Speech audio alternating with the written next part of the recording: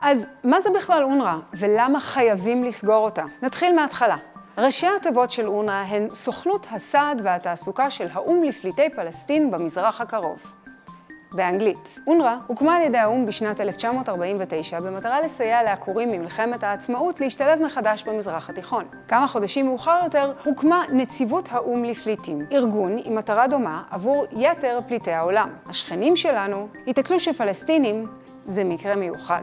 וככה זה נשאר עד היום. יש סוכנות לפלסטינים וסוכנות לשאר העולם. הפלסטינים מקבלים יחס מיוחד, ולאף אחד זה לא נראה מוזר.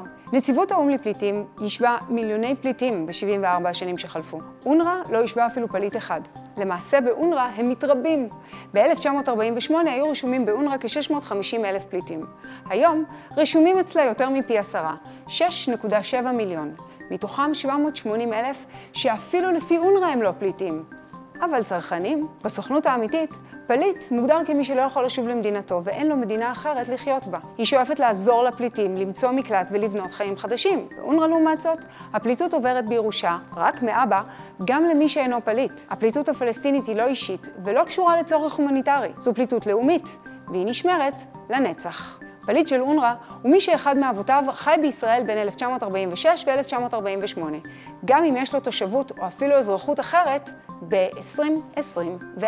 ההגדרה הזו מקבעת זכות שיבה מומצאת שכל מטרתה היא לחתור תחת עצם קיומה של ישראל. הפליטות של אונר"א היא נשק הומניטרי להשמדת ישראל, שבין היתר מבטיח שפלסטינים לא יוכלו להפסיק להיות פליטים כל עוד מדינת ישראל קיימת. ככה הפכה אונר"א למעין ממשלה משל עצמה.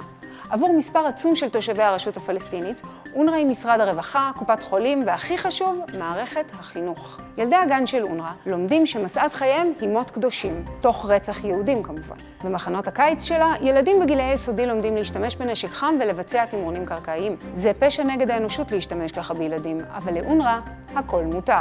בתי הספר ובתי החולים של אונר"א משמשים מחסני נשק ומחסה לפעילות טרור. גם זה פשע מלחמה, אבל מסתבר שלא כשזה מיועד לפגוע ביהודים. את כל זה אונר"א עושה תחת ההגנות הדיפלומטיות המגיעות לעובדי ומתקני או"ם. אונר"א היא לא סתם ארגון טרור. אונר"א היא המקור לכל ארגוני הטרור. אם לחסל את חמאס בלי לחסל את אונר"א, היא פשוט תיצור ארגון טרור חדש. חמאס, הדור הבא. שיתוף הפעולה הישראלי עם אונר"א חותר תחת מטרות המלחמה והאינטרס הישראלי הברור. אונר"א היא לא ארגון סיוע בינלאומי תמים, היא מקור לטרור בין דורי נגד יהודים וישראל. אנחנו או אונר"א. רק לאחת יכולה להיות זכות קיום.